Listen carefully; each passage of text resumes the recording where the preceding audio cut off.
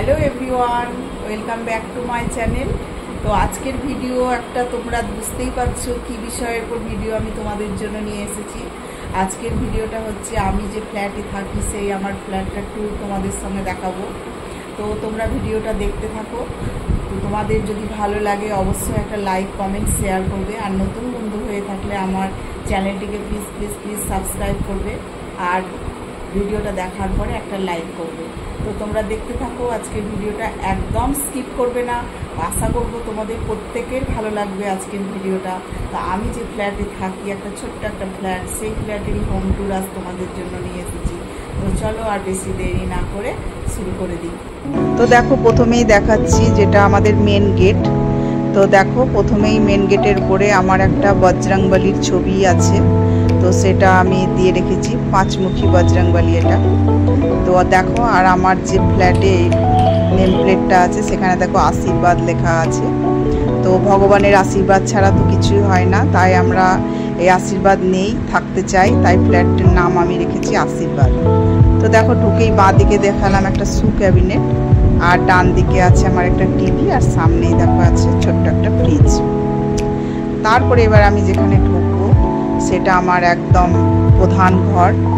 তিনটে ঘরের মধ্যে এটাই হচ্ছে আমার প্রথম এবং বড় ঘর সব থেকে, যেখানে আমার সমস্ত দেব দেবী ঠাকুর আছে, আর একটা জানালা আছে, আর কিছু আমি ফার্নিচার এই ঘরেও রেখেছি। তো এটা তো আমার একটা ঘর হলো, আরও আছে আমার দুটো ঘর, প্রথমেই বলেছি।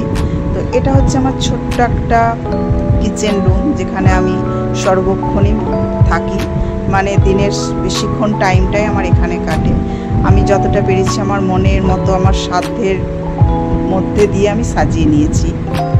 তারপরে দেখো এই সেকেন্ড যে ঘরে চলে এলাম, এটা একটা ঘর। আমাদের ঘর কোনো আলাদা আলাদা নাম নাই, সবাই থাকি আমরা একসঙ্গে।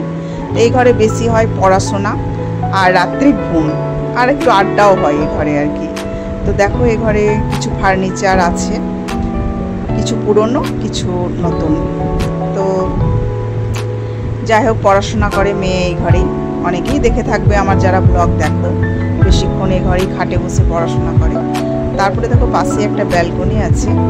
তো এখানে একটু বাসন মাজার জায়গা করে নিয়েছি আমি। এখানে দিদি এসে বাসন ধুয়ে যায় এবং রেখে যায় ঝুড়ি টুড়ি সব। কয়েকটা গাছও লাগিয়ে রেখেছি, ভীষণ বাতাস আছে এটা দিয়ে। তো তারপরে এবার যে আমার দুটো ঘর হলো আর কি, এবার এসছি 3 নম্বর ঘরে।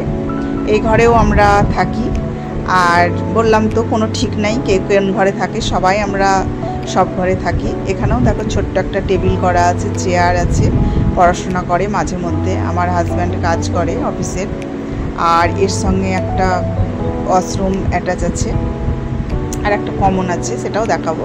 আর ছোট্ট একটা ব্যালকনি আছে, দেখো দেখালাম তোমাদেরকে, একদমই ছোট্ট। তো তারপরে দেখো এই ঘর থেকে বেরিয়ে আমি তোমাদেরকে এবার যে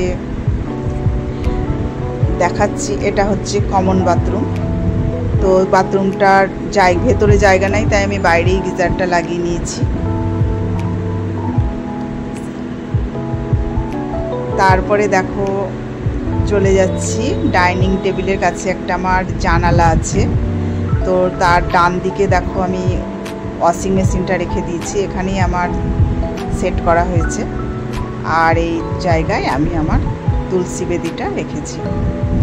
আর দেখতেই পাচ্ছ ডাইনিংটা আমার তো আছে, ডাইনিং টেবিল আছে, ফ্রিজ আছে, ডাইনিং টেবিল, আর আছে টিভি।